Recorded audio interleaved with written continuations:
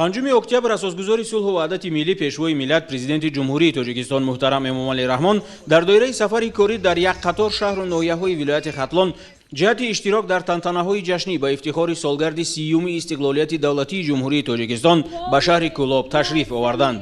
дар фурудгоҳи байналмилалии Кӯлоб сарвари хиратпеша ва ояндасоз пешвои муаззами миллат муҳтарам Эмомалӣ Раҳмонро роҳбарияти вилояти Хатлон, мақомоти иҷроияи ҳокимияти давлатии шаҳри Кӯлоб ва шумораи зиёди сокинони шарафманди ин шаҳри бостонӣ бо шаҳомати хоса истиқбол гирифтанд. вақти рӯзи Саид ин рӯз аст, ҷамъсози Сеид ин рӯз аст, пешвои муаззами миллат, ҳамдилу ҷону ҳамдами миллат. вақти рӯзи Саид ин рӯз аст, ҷамъсози Сеид ин рӯз аст, рӯзи иди забону истиқлол, рӯзи авҷи саодату иқбол. вақти рӯзи Саид ин рӯз аст, ҷамъсози Сеид ин рӯз аст. хуш омадед пешвои муаззами миллат.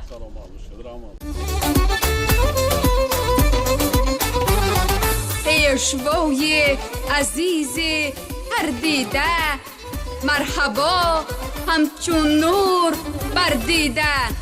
аз қудуми шумо ки пурнур аст, саддилу ҷон шукуфта масрур аст. нур аз чеҳраи шумо борад, бахтро халқ бо шумо дорад. халқи Кӯлоб дар канори шумост, ғолиби авҷи эътибори шумост.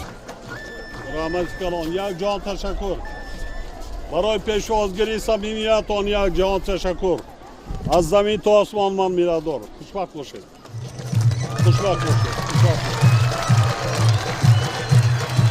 سلامت باشید، سلامت.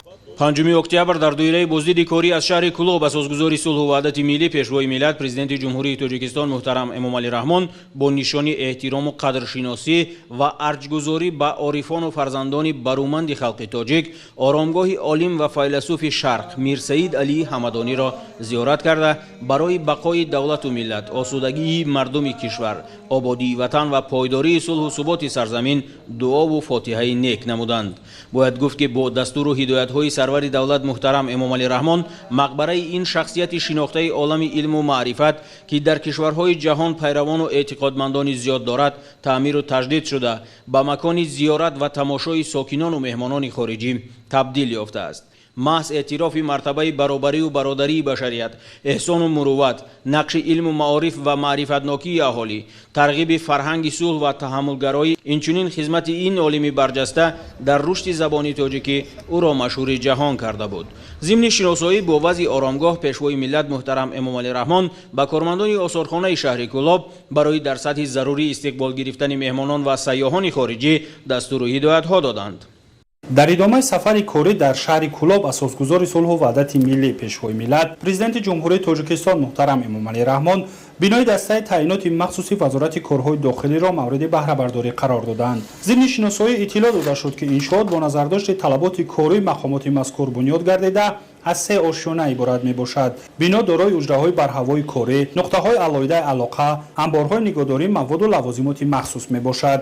дохили бинои дастаи таъиноти махсус бо сифати баланд бунёд гардида дар 2 ошёнаи он хобгоҳ барои гурӯҳҳои зудамал бунёд ёфтааст.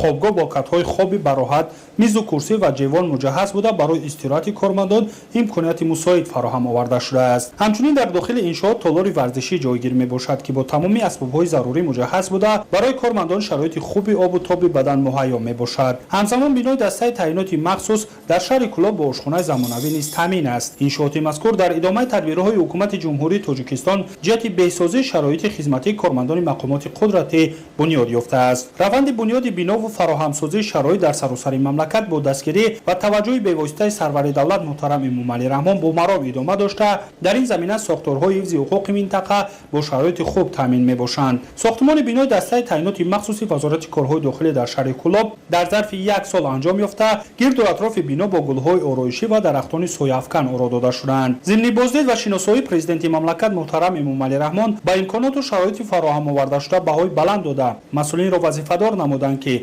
با آب و تاب جسمانی حیات شخصی و تمرین‌های پیوسته دسته توجه خاصه ظاهر نمایند. میnnatdori خود را با پیشوای ملت و اساسگار صلح و وحدت ملی پرزیدنت جمهوری تاجیکستان محترم امامعلی رحمان از نام خودم و از نام هیئت شخصی میnnatdori خود را اظهار می‌نمایم که برای ما چنین شرایط فراهم آوردند. در بینای نو همه شرایط ها مهیا گردیده است. هیئت شخصی پیوسته به مشق و تمرین ها مشغول میباشند.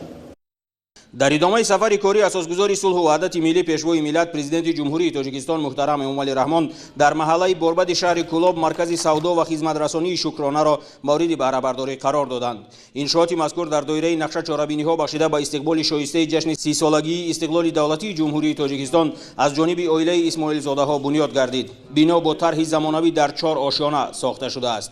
در تهخانه بنا حمام زمانوی برای مردان و زنان در علاهیدگی با تمام شرایط بنیاد گردیده است.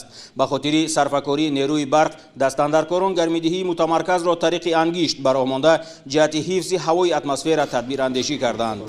در آشیانه یکم نقطه فروش مواد روزگار با اسباب‌های معیشی جایگیر کرده شده است. لازم به ذکر است که در زمینه تحکیم مناسبات متقابلا سودمند میان جمهوری تاجیکستان و جمهوری ازبکستان رهبریت مرکز خدمترسانی با شرکت ارتل جمهوری ازبکستان شرطنامه همکاری داشته محصولات را با نرخ‌های دسترس به اهالی پیشنهاد می‌نمایند. در آشیانه دوم دستگاه‌های ضروری لباسشویی جایگیر کرده شده است که صفت بلند داشته احتیاجات ساکنان را برآورده می‌سازد. مورد ذکر است که قبلا در شهر کارگاه خشکشویی موجود نبود و ساکنان جهت حل احتیاجات به شهر دوشنبه سفر می‌کردند. کارگاه مذکور برای مردم خدمت رسانیده یکی از مشکل‌های اساسی ساکنان را آسان می‌نماید. مقدم مبارک پیشوای معظم ملت پرزیدنت جمهوری تاجیکستان محترم امامعلی رحمان امروز در مرکز سودا و خدمترسانی شکرانه کارگاه خشکشویی به فعالیت شروع نموده با دستگاه‌های زمانوی تامین میباشد. مورد ذکر است که قبلا در شهر کلاب چنین کارگاه موجود نبود. ساکنان شهر برای حل احتیاجات خشکشویی به شهر دوشنبه سفر مینمودند. کارگاه مذکور برای مشکل مردم خدمت رسانی نموده احتیاجات را در این سمت حل میکند. با پیشوای معظم ملت محترم امامعلی رحمان میnnatdori خود را بیان میکنیم که چنین کارگاه زمانوی را به استفاده داده. در آشیانه سوم بنا کارگاه دوزندگی با 30 دستگاه زمانوی دوزندگی و پارکنی و دیگر تجهیزات ضروری تأسیس داده شده است. در این مرکز اساساً زنها به کار جلب شدند. بنیاد این مجموعه خدمترسانی از طرف صاحبکاران محلی با مقصد حصه‌گذاری بیشتر در آبادانی محل، رفع مشکلات اجتماعی اهالی و مساعدت جهت باشعور تامین کردن شهروندان صورت گرفت. با قدوم مبارک اساسگزار صلح و وحدت ملی پیشوای ملت پرزیدنت جمهوری تاجیکستان محترم امامعلی رحمان امروز در مرکز سودا و خدمترسانی شکرانه کارگاه دوزندگی افتتاح گردید. ما یک گروه ختم کنندگان دانشکده تکنولوژیا و منیجمنت اینوواسیونی در شهر کولاب به جای کار تامین گردیدیم. با پیشوای معظم ملت برای چنین دستگیری‌هایشان میnnatdori خویش را بیان می‌نماییم. از فرصت مناسب استفاده برده همچون جوان زاده استقلالیت میnnatdori خویش را و اساسگزار صلح و وحدت ملی پیشوای معظم ملت محترم امامعلی رحمان بیان می‌سازم که ما جوانان را در همه ساحه‌ها دستگیری می‌کند و برای ما چنین شرایط‌های خوبی را مهیا می‌سازد. و چخیلی که به ما معلوم است سالهای 2019 2021 همچون سالهای رشد دهات، سیاحی و هنرهای مردمی اعلان گردیده است و ما جوانان را ضرور است که از چنین فرصت مناسب استفاده برده در همه ساحه‌ها سهم ارزنده خویش را گذاشته باشند و فعال باشند.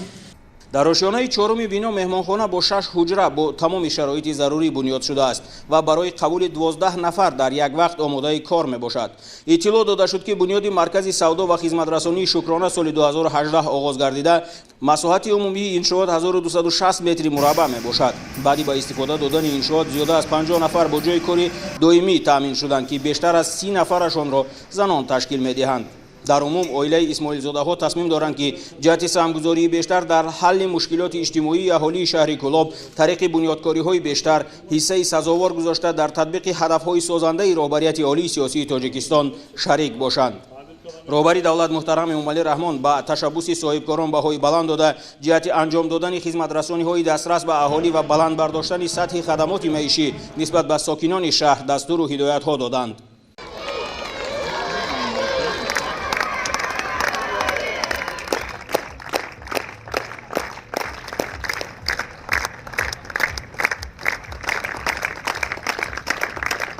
پنجم اکتبر اساسگذاری صلح و وحدت ملی پیشوای ملت پرزیدنت جمهوری تاجیکستان محترم امامعلی رحمان در وضعیت تنتنوی راه اتومبیلگرد کولاب شمس‌الدین شاهین را افتتاح کردند. این قطعه راه اهمیت جمهوریوی بین المللی داشته پایتخت کشور را با شهر کولاب، ناحیه‌های مومن‌آباد و شمس‌الدین شاهین وصل می‌کند و یکی از دروازه‌های اساسی برای پیوست نمودن جمهوری تاجیکستان با جمهوری خلقی چین توسط ولایت مختار کوهستانی بدخشان میباشد. قطعه راه ماشینگرد کولاب شمس‌الدین شاهین در ادامه راه ماشینگرد کولاب قلعه خم در اساس هدایت‌های سازنده پیشوای معظم ملت محترم امامعلی رحمان با مقصد برآوردن کشور از بنبست کمیونیکاسیونی بنیاد گردیده در اساس مرحله نوبتی لایحه‌ای نوسازی شد. ساختمان راه از ماه سپتامبر سال 2019 آغاز یافته بود. در مراسم آغاز کارهای ساختمانی پیشوای ملت محترم امامعلی رحمان اشتراک ورزیده متخصصان و راهسازان را بابت انجام با صفت تدبیرهای ساختمانی وظیفه‌دار کرده بودند. هدف اساسی ساختمان انشاءات مذکور تامین نمودن بی‌خطری و حرکت منتظم واسطه‌های نقلیات از جمله با معیارهای بین‌المللی مطابق نمودن حالت و اندازه‌های گیومتری راه، اینچنین صرف نمودن وقت و سوزشواری برای کشانیدن مال‌های نیاز مردم در همه فصل سال، تامین جای‌های کاری در حدود جمهوری به حساب می‌رود. فرمایشگر این طرح وزارت نقلیات جمهوری تاجیکستان و هماهنگسازی لایحه مرکزی تطبیق لایحه تجدید راه اتومبیلگرد دوشنبه چناق بوده. پودرچی اساسی شرکت چینی خینجیان کانستراکشن کنسالتینگ کمپانی LTD میباشند. درازی عمومی راه مذکور 32 کیلومتر را در بر گرفته بیشتر از 28 کیلومتر راه اساسی و 1.13 کیلومتر راه تواروی برای حرکت نقلیات گرانوزن توسط کوچه ابوعلی ابن سینای شهر کولاب میباشد. اطلاع داده شد که موافق لایحه قطعه راه کولاب شمس‌الدین شاهین با کاتگوری سیوم راهسازی مطابق گردانیده شده. در حدود شهر کولاب پهنایی عمومی راه از 21 تا 23 متر و در دیگر موضع‌ها تا 17 متر را تشکیل می‌دهد. این قطعه راه ماشینگرد از دو خط حرکت عبارت بوده. پهنایی استانداردی راه به 12 متر برابر میباشد و پهنایی قسمت راه ماشینگرد 7 متر را تشکیل می‌دهد. کناره‌های راه با 2.5 متر برابر بوده. موافق معیارهای ساختمانی از کیلومتر 6.6 تا کیلومتر 21 با نظرداشت نیشه‌ای طولانی و تامین حرکت بخطر 3 خط حرکت بنیاد شده است. در راه مذکور موافق لایحه 3 پل با درازی عمومی 220 متری طولانی بنیاد کرده شد. هنگام تدبیرهای ساختمانی از طرف متخصصان راهساز قبورهای آبگذر وصل کرده شده. کارها در سمت بنیادی تکیه دیوارهای آهن و بتونی، منفرش‌کنی قبط‌های علاهیده راه با صفت بلند سامان داده شد. برای تامین بخطری راه باشد ساختمان دیوارهای محافظتی، بنیاد پیاده راهها، روشن نمایی منطقه‌های اهالی نشین، ساختمان کنار سنگ‌ها جوابگو به استانداردهای پذیرفته شده جهانی عملی کرده شدند. در رفت کارهای ساختمانی 482 کارگر از جمله 400 کارمند محلی با جلب 76 تکنیک مخصوص تدبیرهای راهسازی را به پایان رسانیدند. تجدید این راه با تشبث و تلاش‌های سازنده پرزیدنت مملکت محترم امامعلی رحمان عملی گردیده. همه روزه طریق آن رانندگان و مسافران و سیاحان زیاد سفر میکنند. توسط همین راه مال و محصولات صادرات و واردات شونده انتقال داده می شود. بنیاد راه اهمیت بزرگ اقتصادی و اجتماعی داشته در بهتر گردیدن سطح زندگی اهالی و رشد اقتصادیات مملکت زمینه استوار میگذارد. سیاست راهسازی رهبریت عالی سیاسی مملکت مرحله به مرحله ثمر می‌آورد و در این سمت قدم‌های استوار و قطعی گذاشته شده است. تنها دوام سال‌های اخیر با تلاش‌های خسته‌ناپذیر رهبر دولت تاجیکستان محترم امامعلی رحمان در 6 مرحله تجدید راه ماشینگرد کولاب قلعه خم با صفت بلند انجام داده شد. در نتیجه زیاده از 170 کیلومتر مسیر ماشینگرد در این سمت حرکت به استانداردهای جهانی راهسازی مطابق گردانیده شده است. дар умум аз навсозии бештар аз 58 километри ҳамин қитъа тавассути маркази татбиқи лоиҳаи таҷдиди роҳи автомобилгарди душанбе чаноқ бо ҷалби шарикони рушд сомон дода шудааст. ҷараёни корҳои сохтмонӣ дар ин қитъа пайваста таҳти назорати роҳбарияти давлату ҳукумати ҷумҳурии тоҷикистон қарор дошт. ҷалби мутахассисони варзида, истифодаи техникаву механизмҳои муосири роҳсозӣ ва фаъолияти шабонарӯзӣ ба пешрафти корҳои сохтмонӣ дар ин роҳи байналмилалӣ замина гузошт. дар ҳошияи татбиқи лоиҳаи таҷдиди роҳи автомобилгарди Кӯлоб Шамсиддин Шоҳин инчунин мутобиқи дастури роҳбарияти ҳукумати ҷумҳурии Тоҷикистон ду дидбонгоҳ барои сарҳадчиён ва кормандони бозрасии давлатии автомобилӣ, як хонаи модару кӯдак, иншооти ёрирасон, 3 таваққуфгоҳ барои мошинҳои боркаш ва истгоҳҳои замонавӣ бунёд гардиданд.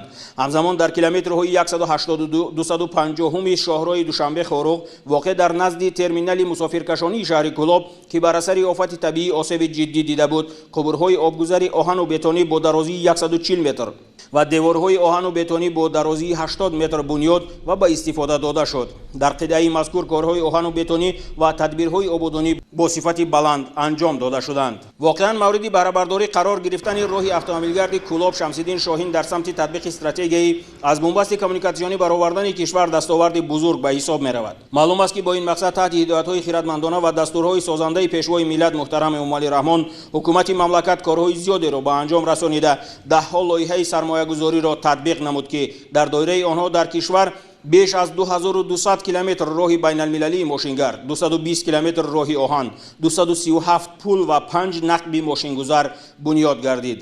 ҳукумати мамлакат ҷиҳати баланд бардоштани сифати хизматрасониҳои нақлиётӣ ва аз бунбасти коммуникатсионӣ пурра раҳон намудану ба кишвари транзитӣ табдил додани Тоҷикистон дар солҳои минбаъда 1500 километр роҳи мошингарди сатҳи байналмилалӣ бунёд менамояд.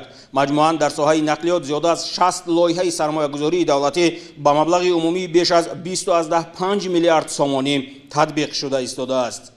ҳамин тавр бо шарофати дастгирии ҳамаҷонибаи президенти мамлакат муҳтарам Эмомалӣ Раҳмон дар доираи ҳадафҳои стратегии ҳукумати кишвар дар самти баромадан аз бунбасти коммуникатсионӣ зимни танҳо ҳамин сафари корӣ дар доираи амалисозии лоиҳаи таҷдиди роҳи мошингарди Кӯлоб Қалаи Хумб аз ҷумла роҳи автомобилгарди Кӯлоб Шамсиддин Шоҳин дар шаҳри Кӯлоб беш аз 100 километр роҳҳои дорои аҳамияти байналмилалӣ, ҷумҳуриявӣ ва маҳаллӣ бунёд шуд. ин тадбир барои ҳаракати бемамонияти нақлиёт дар тамоми фасли сол, интиқоли саривақтии молу маҳсулот ва сафари бехатари шаҳрвандон мусоидат мекунад.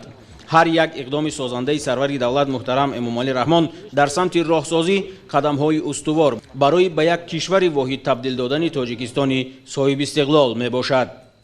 5 октябр дар маҳаллаи Чаманзори шаҳри Кӯлоб асосгузори сулҳу ваҳдати миллӣ пешвои миллат президенти ҷумҳурии Тоҷикистон муҳтарам Эмомалӣ Раҳмон ба фаъолияти муассисаи таҳсилоти миёнаи умумии рақами 46 оғози расмӣ бахшиданд.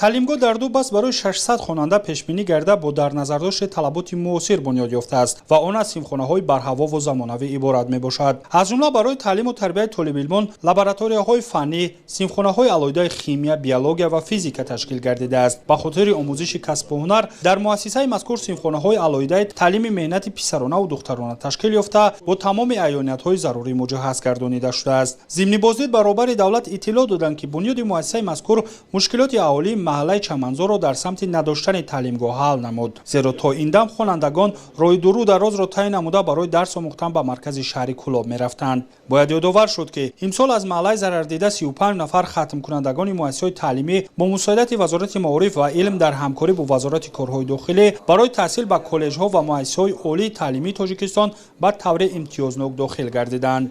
در محله چمنزار شهر کلوب این به نهایت به این مؤسسه با مؤسسه تعلیمی نیازی سخت دارد. از این رو از طرف اساسگزار صلح و وحدت ملی پیشوای معظم ملت پرزیدنت جمهوری تاجیکستان محترم امامعلی رحمان امروز به نهایت یک تحفه ارزنده برای مردم این محل تقدیم شد. مؤسسه تعلیمی با همه اون شرایطی که هست جوابگوی طلبات می باشد. مؤسسه تحصیلات میانه عمومی رقم 46 در دایره دستور و سپارش‌های رئیس معظم حزب خلقی دموکراتی تاجیکستان محترم امامعلی رحمان از جانب تشکیلات ابتدایی حزبی جمعیت دارای مسئولیت محدود دلیر بنیاد گردیده است. مؤسسه تعلیمی از 2 آشیانه عبارت بوده دارای 10 صنفخانه و دیگر حجره‌های یاری رسان میباشد و در داخل آن همچنین آشخانه با امکانات‌های معاصر و تالار ورزشی جای داده شده است. برای فراگیری طالب علمان به کتابخانه در داخل این شد کتابخانه زمانوی جایگیر شده در آن کتاب‌های فنی و بدیهی دسترس می باشد. چو بگذشت و شاه شد یزدگیر به ماهی سپندرآموز روزی ایر چی گفت آن سخنگوی مردی دلیر که از گردشی روز برگشت سیر که باری نزادی مرا مادرم نگشتی سپهری بلند در برم نه روزی بزرگی نه روزی نیاز بماند همی هر یکی بر دراز زمانی است چون بینگری بدین مایم با او مکن داوری بیا رای خان و بی پیمای جام زی تیمار گیتی مبر هیچ نام اگر چرخی گردون کشد زینی تو سرانجام خشت است بالینی تو دلت را به تیمار چندین مبند به سیمین مشو از سپهری بلند چو با شیر و با پیل بازی کند چنان دان که از بینیازی کند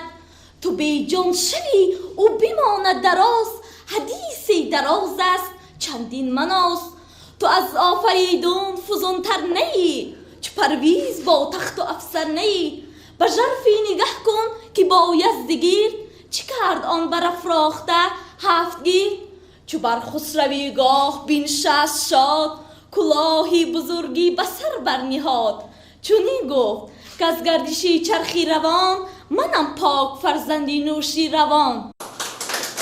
راهرو و داخل مؤسسه تعلیمی با صنعت بلند بنیاد یافته برای آموزگاران حجره‌های کاری تشکیل گردیده است. این شد در مساحت 1 هکتار زمین با طرح زیبا و زمانوی قامت افراخته حدود مؤسسه سفالک پوش کرده شده است. همچنین داخل مؤسسه با گل‌های آرایشی و درختان سایه‌افکن زینت داده شد. در نزد تعلیمگاه یک میدانچه معاصر زمانوی بنیاد یافته برای گذراندن مشغولیت‌های ورزشی امکانات ضروری فراهم می‌باشد. کارهای ساختمانی مؤسسه تعلیمی سال 2019 آغاز گردیده بود. این شاتی مذکور در دایره تجلیل 30مین سالگرد استقلالیت دولتی جمهوری تاجیکستان بنیاد گردیده تحفه ارزنده برای ساکنان محله چمنزار شهر کلوب محسوب می‌یابد. ضمن بازدید سرور دولت محترم امامعلی رحمان به صفت کارهای انجام یافته بهای بلند داده چنین اقدام‌های بنیادکارانه را باعث تحسین و دستگیری ارزیابی نمودند. همچنین به خوانندگان توصیه دادند که امکانات‌های فراهم آورده شده را ثمرناک استفاده برده علم‌های زمانوی را همه‌جانبه از خود نمایند تا در آینده متخصصی صاحب تجربه گردند. در محله 15 شهر کلوب اساسگزار صلح و وحدت ملی پیشوای ملت پرزیدنت جمهوری تاجیکستان محترم امامعلی رحمان بنای استقامتی نو آشیانه را مورد بهره برداری قرار دادند. بنای مذکور برای خدمتچیان دولتی پیش بینی گرفته با مبلغ گذاری حکومت جمهوری تاجیکستان از جانب مرکز هماهنگسازی لایحه‌ها عاید به تجدید و رشد انشاءات انفراستراکچور اجتماعی بنیاد گردیده است. لایحه انشاءات را جمعیت سهامی شکل شده شهر و فرد تعیین نموده است. انشاءات نو آشیانه استقامتی دارای 36 حجره بوده از خانه‌های 2 و 3 حجره‌دار عبارت میباشد. 18 منزل دارای 2 و 18 خانه دیگر دارای 3 حجره میباشد. در مجموع مساحت عمومی حجره ها 3000 متر مربع را تشکیل میدهد. بنای نوآشیانه 36 حجره‌دار که در محله 15 شهر کلوب جایگیر است از 2 و 3 حجرگی عبارت میباشند ки дар он 18 манзили дуҳуҷрагӣ ва 18 манзили сеҳуҷрагӣ сохта ба истифода дода шудааст. шароитҳои дохили бино бо оби гарм ва бо тамоми шароитҳои ҳозиразамони рӯзгор таъмин карда шуда бахшида ба ҷашни 30-солагии истиқлолияти давлатии ҷумҳурии Тоҷикистон ба хизматчиёни давлатӣ супорида шуд. бо дастури роҳбари давлат муҳтарам Эмомалӣ Раҳмон тамоми хонаҳои истиқоматӣ бо ҷиҳози рӯзгор аз қабили яхдон, телевизор, қолин ва дигар лавозимот таъмин буда барои онҳое ки соҳиби хона гардиданд тамоми имконоти зарурӣ фароҳам оварда шудааст. ҳамагии уҷраҳо бо оби гарму хунук таъмин буда ҳамчунин иншоот бо хати мустақили гармидиҳӣ таъмин мебошад. бо қутуми мубораки асосгузори сулҳу ваҳдати миллӣ пешвои миллат президенти ҷумҳурии Тоҷикистон имрӯз дар шаҳри Кӯлоб бинои истиқоматӣ барои хизматчиёни давлатӣ ифтитоҳ гардид ки боиси хурсандии хизматчиёни давлатӣ мебошад. дастгирии навбатии пешвои муаззами миллат мебошад барои хизматчиёни давлатӣ ки шароитҳои истиқоматӣ рӯз то рӯз хубу беҳтар мешаванд. барои ҳадияи навбатиашон бахшида ба 30-солагии истиқлолияти давлатии ҷумҳурии Тоҷикистон аз номи худам ва аз оилаам миннатдорӣ баён менамоям. корҳои ободонӣ дар гирду атрофи иншоот сомон ёфта барои сайру гашт ва фароғати истиқоматкунандагон имконоти зарурӣ фароҳам оварда шудааст. аз ҷумла барои кӯдакон майдончаи алоҳидаи бозӣ бо дастгоҳҳои дилхушӣ сохта шуда дар атрофи бино нишастгоҳҳо насб шудааст. намои берунаи иншоот бо санъати баланди меъморӣ оро ёфтааст. бинои истиқоматӣ дар шаҳри Кӯлоб дар доираи тантанаҳои 30-умин солгарди истиқлолияти давлатии ҷумҳурии Тоҷикистон мавриди баҳрабардорӣ қарор гирифта тӯҳфаи арзандаи ҳукумати ҷумҳурии Тоҷикистон ба хизматчиёни давлатӣ маҳсуб меёбад. зеро ба ин васила мушкилоти боз 36 оилаи дигар ҳал гардид.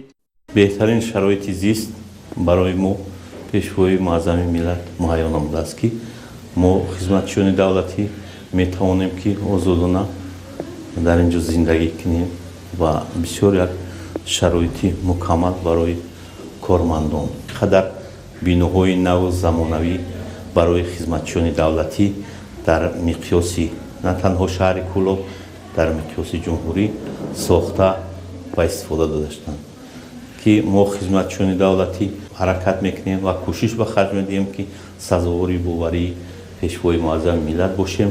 зимни боздид хизматчиёни давлатӣ ба сарвари ғамхору меҳрубони худ барои таваҷҷӯҳи доимиашон нисбат ба ҳаёту зиндагии онҳо изҳори миннатдорӣ карда иброз доштанд ки ин ташаббус масъулияти онҳоро дар самти иҷрои вазифаашон боз ҳам зиёд менамояд. роҳбари давлат муҳтарам Эмомалӣ Раҳмон нафаронеро ки соҳиби манзили истиқоматӣ гаштанд таҳният гуфта онҳоро ба хизмати софдилона ва тарбияи дурусти фарзандон ҳидоят карданд.